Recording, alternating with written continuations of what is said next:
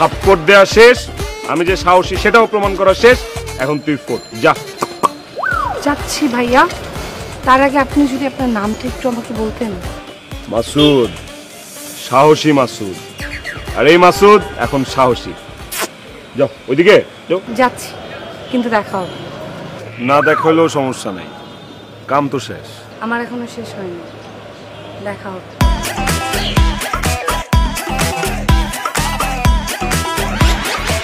দোস্ত, দোস্ত, এটা তুই কি করছস? তুই জানিস তুই যে মেয়েটাকে এখন থাপড়াই দিচ্ছে কে? আমি কেমনে জানবো এটাকে? তুই জানোস কিনা এটা কো? আরে শোন, এই শহরের সবচেয়ে বড় রংবাজ সানগ্লাস বিল্লা ভাইয়ের বোন অন্তরা। এখন বিল্লা ভাই যদি জানে যে তুই তার বোনকে থাপড়াইছস, তাহলে তোরে কাইটা কাইটা কাইটা খাওয়া দিয়ে খাওয়াইবো। ভাই তুই তাড়াতাড়ি এই শহর ছেড়ে গ্রামে চলে যা, এক্ষুনি যা। ও আল্লাহ গো, আমি এটা কি করলাম? আমি বিল্লা ভাইয়ের বোনের গায়ে হাত তুলছি। আমি আর ঢাকা সিটিতে নেই, মামা ভাগ। জান, তোমার সাথে আমি কত জায়গায় বৈশা বাদাম খাইছি, প্রেম করছি, সিনেমা দেখছি, আর কত কিছু করছি। তুমি আমার মাফ করে দিও জান, তোমার বোধহয় আমি ছেঁকা দিয়ে দিতেছি এখন। তুমি এসব কি বলো? তুমি আমাকে কেন ছেঁকা দিতে যাবা? আমি কি কোনো ভুল করে ফেলেছি? আমার কি কোনো অন্যায় হয়ে গেছে? তুমি আমাকে বলো। কি জান, তুমি কিচ্ছু করো নাই, যা করার আমি করছি, আর সেই জন্যই আমি ঢাকা ছেড়ে চিরতরে চলে যেতেছি। আমি আর জীবনে ঢাকা শহরে আসবো না। জান, কি বলো এসব? তুমি, তোমার মাথা ঠিক আছে, তোমার শরীর ঠিক আছে তো?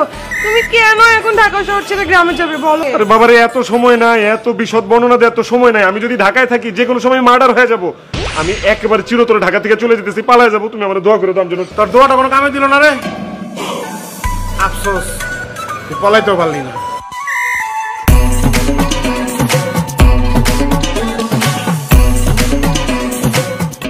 আপনি কে মোটা আঙ্কেল? বয়টা যে কান শুকুন ঘুরে ফেলাম। হ্যাঁ, কি রে মোটা আঙ্কেল? হ্যাঁ ভাই কো ভাই। সরি সরি ভাইয়া, আমি ছোটবেলা থেকে মোটা মানুষ দেখলে অনেক ভয় পাইতাম, তো এই ভয় ঠেলে আপনাকে ভাইয়া ডেকে ফেলছি। আপনি কে ভাইয়া? আমি বিল্লা, এলাকায় আমারে সানগ্লাস বিল্লা কয়। আপনি কি কোনো কারণে আমার উপর বিলা? তুই আমার বোন থাপ্পড় মারছস কেন? কি বলেন ভাইয়া? আমি আপনার বোনের গায়ে হাত তুলবো কেন?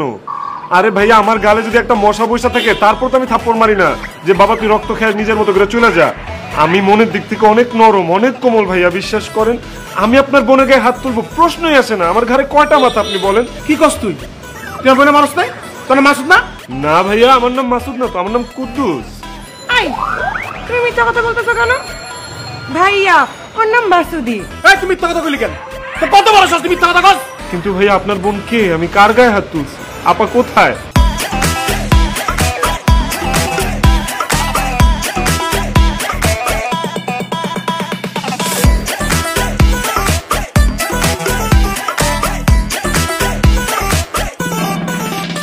এই পোলা আমার গায়ে হাত দিয়েছে, তোমার বোনের গায়ে হাত দিয়েছে। কলিজা কত বড় রে? তোর তো পেট থেকে বুক পর্যন্ত কলিজা। হ্যাঁ, তোর এই যে পেটে কি করবো রে? কি করবো কত? ও চশমা বিল্লার বোনের গায়ে হাত তুলছে, ওরা তো যেন তেন শাস্তি দেওয়া যাবে না। ওরা বাসায় নিয়ে চলো, তারপরে ভাইবা দেখি ওরে কি শাস্তি দেওয়া যাবে। বাসায়? বাসায়।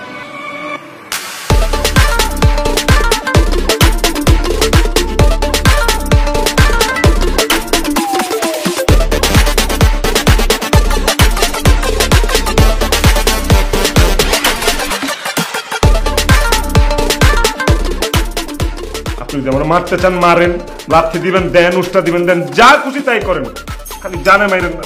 এই দুনিয়ায় আমার বাপ মা, নানা নানি, দাদা দাদি, খালা খালু, চাচা চাচি কেউ নাই।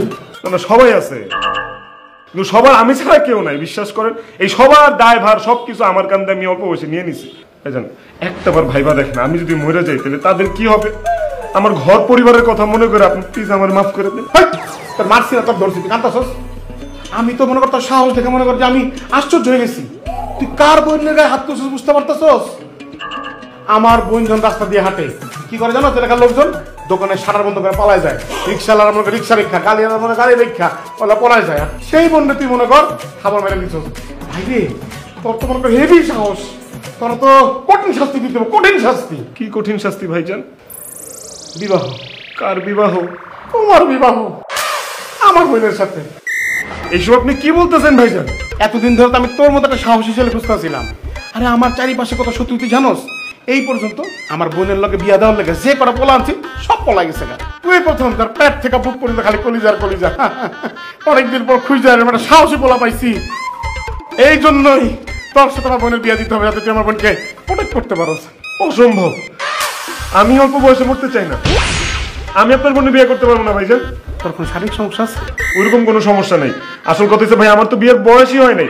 তাছাড়া আমার 6 চাচার 1 চাচারও এখনো বিয়ে হয় নাই। আমি যদি তাদের আগে বিয়ে করি তাহলে তারা সবাই আত্মহত্যা করবে। আমার লগে ধোকাবাজি চলবো না, আমি আগেই বুঝছি। তোর চুল দাঁড়িয়ে আর মনে কর, হ্যাঁ মানে দেখে বুঝে গেছি যে তুই মনে কর বিবাহ লায়ক হয়েছ। তোর আগে বিয়েটা দিয়ে লই, তারপর তোর চাচার চাচির লগে বিয়েটা। ভাইজান, আমার চাচার জন্য আপনি পাত্রী খুঁজে দিবেন বুঝলাম, কিন্তু এই যে আপনার বোন, কি সুন্দর একটা মেয়ে, তেলতেলা চেহারা, চুলগুলো নুডলসের মতো পেঁচেন না, সে কি আমার মতো একটা হিরোইন চিপ ভাটপার একটা কালো কুৎসিত আনস্মার্ট খ্যাত ছেলের বিয়ে করবে? রাজি হবে বলে? অবশ্যই, আমার তো কোনো সমস্যা নেই। আর কে বলছে আপনি আনস্মার্ট খ্যাত? আমি তো আপনার মতো এত সুদর্শন, এত হ্যান্ডসাম, এত সুন্দর বেয়াদব ফালতু ছেলে কোনোদিন দেখি নাই। ভাইয়া, যদি আমাকে বিয়ে করতে হয় আমি এই বেয়াদব ফালতু স্মার্ট ছেলেটাকে বিয়ে করতে চাই। ওহো আল্লাহ, জীবনে প্রথমবার মনে হইতেছে কেন তুমি আমার এত স্মার্ট বানাইলা। সাফা, আমি যতই হ্যান্ডসাম আর স্মার্ট হই, আপনার সাথে কি আমার যায় কোনোদিন? দেখেন, আপনি হচ্ছেন লিয়া কোতালে, আমি হচ্ছি জুতার কালি। ওই জুতার কালিটাকে সবসময় আমি বুকের কাছে রেখে দিই, তবুও আপনাকে বিয়ে করতে হবে আমাকে।